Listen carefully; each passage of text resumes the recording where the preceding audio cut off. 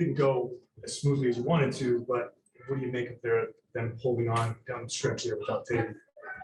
Yeah, another hard-fought victory and probably the closest sweep you'll ever see. I think it was very hard-fought now in a lot of ways. And credit Brooklyn, they came out with everything tonight. What we expected from Durant, the passing wasn't going his way, so he got aggressive, took 31 shots, and so got himself going and showed who he is. And for us to do that, it shows who we are as a team. And we always talk about that, well-rounded, balanced. We're not relying on one or two guys. And so, unfortunately, JT was out and out most of the fourth quarter with foul trouble, and other guys stepped up and made huge plays. And that's really what we pointed out to the team, not only defensive stops, but all in the offensive end.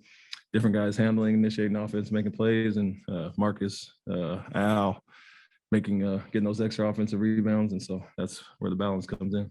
You've been around a lot of great players as a player and a coach. What can a series like that for Jason against someone like Kevin Durant do for a young player like Jason? I mean, it's a good barometer, obviously.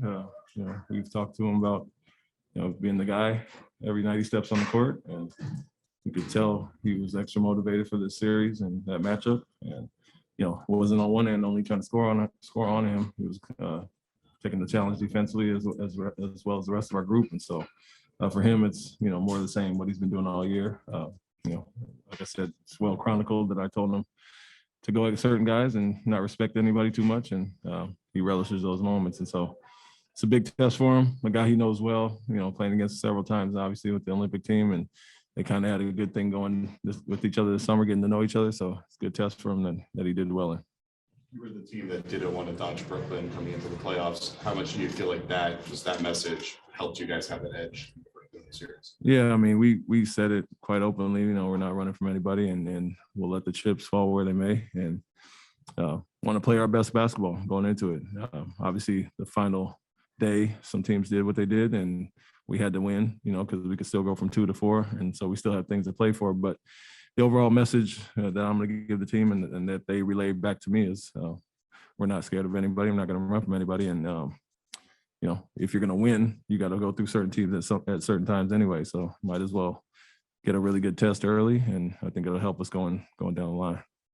The Marcus Smart experience this year has been obviously most positive.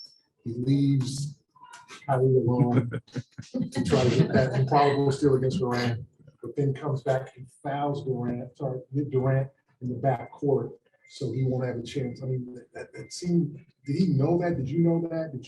Was he instructed to do that? Or was that just kind of his brilliance to know that you want Durant to try to tie it in with 3? Yeah, I mean, Marcus is going to be Marcus, and you live with those moments because most of the time he's going to make the right play defensively and offensively. And it takes me back to all those years with Manu and kind of seeing what Pop was going through. And he always said Manu being Manu because he's going to gamble at times and burn you, but more often than not, he'll make the right play. And that's what you have to do with instinctual guys like that, not take their aggressiveness away. And, next play comes back and almost gets a steal. But, that's the first thing he said to me. We didn't want to foul that far in the backcourt, zigzag a little bit, take some time off the clock. But he was very conscious that it was a 3-point game and put him at the free throw line. And so, like I said, defensive-minded guy, and that's the way he thinks about it. And like I said, we'll take those plays all day because he's going to make better ones than that.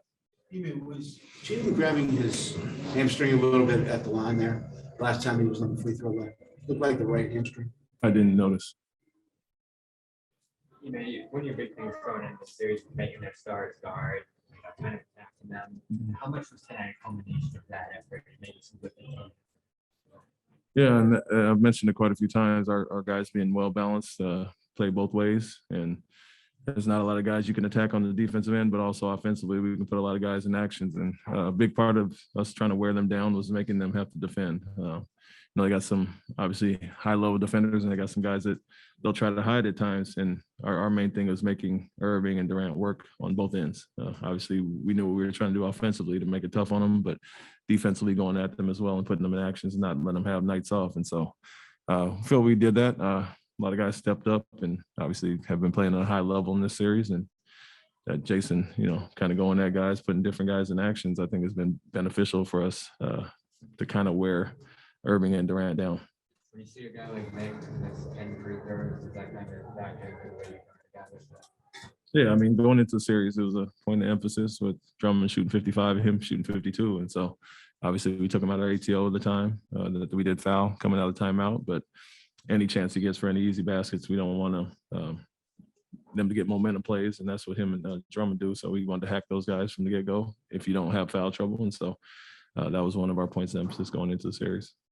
You mentioned the low margin of victory. Given your struggles in close games in the regular season, does it help to get some early reps or some reps and some success down the stretch of close games? Yeah, I think we had quite a few late in the season, some closer wins that we had to grind it out. We had, a lot of 20-point wins as well, but we knew coming into it, we'd have to get tested. And I think we've improved in that area late in the season. So as I mentioned, after game 3, the playoffs are a different animal, and you can take those experiences and kind of amplify them times 10 in the playoffs. And I think we passed a lot of those tests, especially with the foul trouble with JT tonight. What do you attribute to the improvement? I mean, clutch sort of wins and losses can come and go. Like it can come. It's a make or miss league at some point. Yeah. But what do you guys? Why do you think you guys have played better in close games? Learning from our losses, some of the leads we gave up early in the season. I think a big part of it is us as coaches learning our team and kind of fine tuning some things offensively. Most of the time it was really offensively why we were losing some of those leads. We got a little stagnant at times late in games. And so defense was always solid, but other teams were going on runs and we weren't scoring. And so I think we've kind of limited those droughts throughout the season and really found what we like to go to end game wise.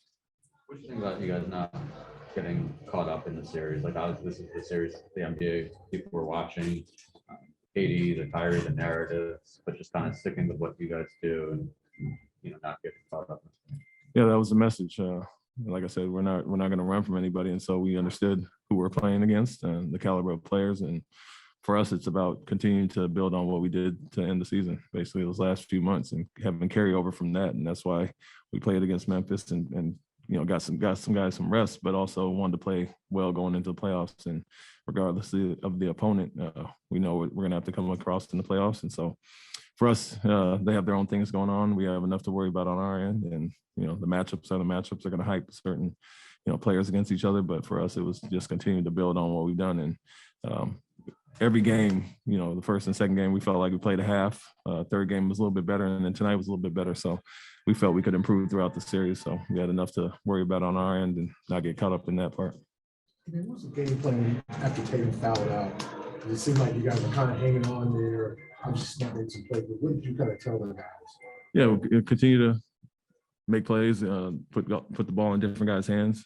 We felt we had favorable matchups out there, and we wanted to exploit those still, and not just relying on Jason at times. Obviously, he's a huge part of what we do in game offensively, but Marcus made huge plays. You got a guy like Derek as well, and then Jalen obviously with the ball in his hand. So they had some guys out there we felt we could attack, some of their bigs and smalls, and we just continue to go at those guys and make the right play. And you saw that happen when Jalen's in the crowd. He kicks it to Al in the corner for 3. So it's more of the same. His growth overall, just like Jalen does, and Jason does. We rely on everybody to do that, make the right play, and he did that. This is your first playoff series win as a head coach. I mean, do you let yourself celebrate at all? Maybe on the flight home, you enjoy it, but obviously we know what's coming and start preparing on that tomorrow. Rob, kind of rusty in his return here.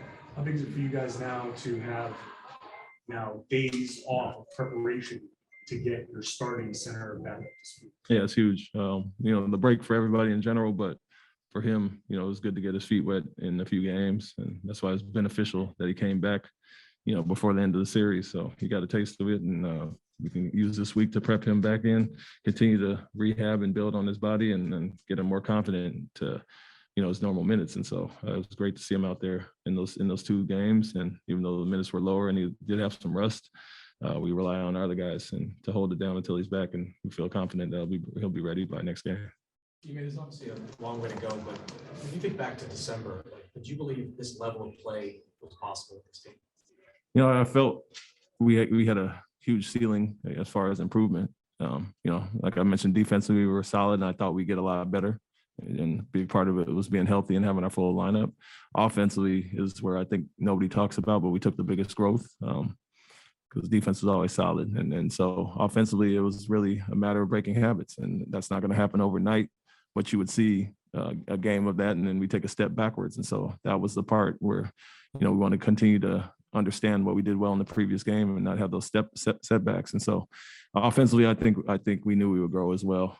We have a high character group that really wants to be coached and learn and grow. And when you have that, guys aren't, reluctant to try new things, and you saw the growth game by game. And I think overall defensively, we were going to be solid, but offensively, we knew we could get here as well.